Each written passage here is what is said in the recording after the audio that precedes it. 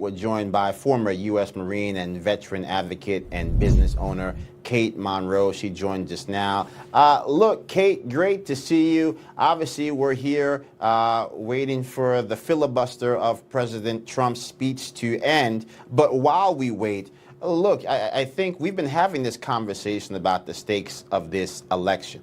And the first thing that comes to mind for me, certainly, a president in Joe Biden with his co-pilot in Kamala Harris, the last person in the room who handed Afghanistan to the Taliban, $85 billion in military hardware and cash left behind, and ultimately 13 American patriots losing their life. She's running for president.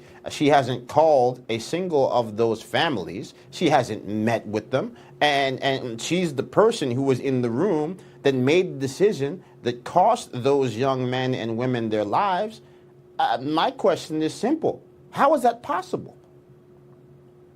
Well, I would ask how it's possible that she's even running for vice president. We'll start there. But the second thing, being a Marine Corps veteran, being the CEO of VetCom, a company who helps veterans get their disability benefits, I would tell you it's not just 13 lives lost. We lose 22 veterans a day to suicide, and that number has grown. There's 15 homeless vets that die on the street every single day. And after what happened in Afghanistan, everybody said, why on earth did we go? What was all the loss of my friends for? What was the loss of my limbs for? And the suicide had a massive uptick. I just think it's absolutely disgusting not to call these families, not to give a single damn about the veterans in the country, not to really care about the active duty military personnel that you put at risk by allowing nearly 3 world wars to break out. I just find it appalling, and I really hope that veterans and active duty who have a low propensity to vote, I would call all you guys need to get out and vote for President Trump for the safety of our nation. You talk about, what's really at stake.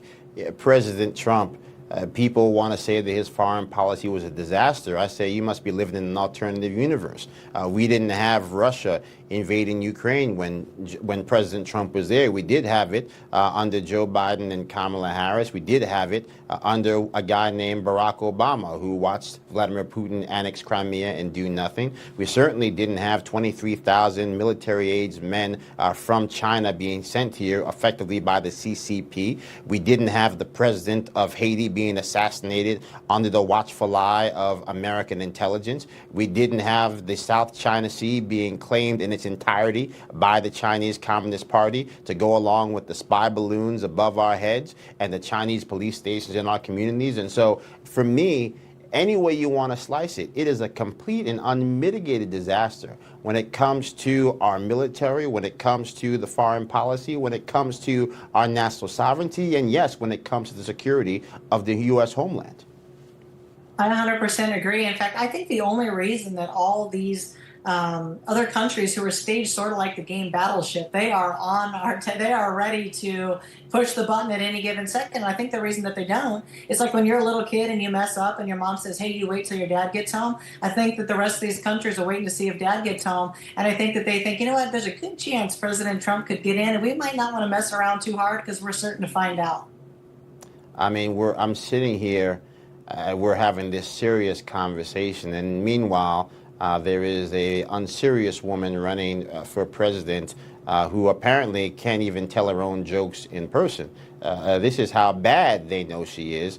I'm just astonished. I have friends and yes, even some family that, for reasons passing understanding, find themselves filling in bubbles next to Democrats on the ballot. But I don't understand how you look at this complete charade where this is highly produced and no one actually calls it out. Well, I can tell you exactly how it happens. I'm married to a liberal Democrat atheist, and I actually think that many on the left have what they call Stockholm Syndrome, where you've been a captive to the ideology so long that you can't really see your way out of it. You start to make excuses for your captor, and you just fall into the cycle where you don't know how to get out. They could be presented with like the Russia hoax being a hoax. They're not going to believe it. They could be shown that the border's in fact open. They're not going to believe it. I don't know what it's going to take. I thought when Laken Riley was killed and when, this other mother was killed, that would really open people's eyes, but it didn't. I don't know what it's going to take. If it's going to take something happening to your family for you to wake up. But if you want your daughters to get drafted into the next war, keep on voting the same way. If you want to keep the black and brown community poor, keep on voting the same way. But if you're ready for real change, not this nonsense change, not this turning the page bunch of caca, you need to vote for Trump to keep our country safe. It's time for real change. It's time for a real president in this country. You know, it's crazy. I sit here and I look at this, and I think it's almost a perfect microcosm for this election. Kamala Harris is not going to show up for you. She won't show up to tell the insincere jokes. She's not going to show up to stop World War III when Vladimir Putin presses his advantage. She's not going to tell Xi Jinping to kick rocks. I mean, I don't know how we're supposed to believe that that woman that we're looking at right there with the pre-canned lines and the perfect set behind her is the person that we're supposed to be depending on to stop World War III after everything she and Joe Biden did drove us to the brink of it. Well, trusting that would be absolute nonsense. You know, when I ran for Congress, I actually took razor wire down to the border many times to secure the border. I've gone out and visited our homeless veterans, you know, looking into homeless, drugs, lawlessness. I help veterans every single day. And not one time did she, as border czar, make her way down to the border. I don't know what she was busy doing besides letting in and inviting in and marketing in millions and millions of illegal immigrants to completely decimate all of these small counties, redistrict all of America. But she's not going to show up for you. And if you're looking for somebody to do something big, you need somebody who talks boldly and carries a big stick. You know, you want to talk about why other countries don't mess around with Trump. You just had to show them a picture of their family and say, you know what? You want to touch one hair on an American's head, I will come after you and your family and I will lay waste to them. That's the kind of man we need in the White House. We don't need all this joy and this nonsense. Enough is enough. America, you need to wake up, stop all this woke nonsense. I pray that you would become awake. It's really crazy. I mean, you have to remember that if you live in a town like East Palestine, Ohio, the place was brought to its knees, a train exploded, chemicals spread to 16 different states, the home value was decimated, people are getting sick, we have no idea the long-term implications. Joe Biden didn't show up for a year.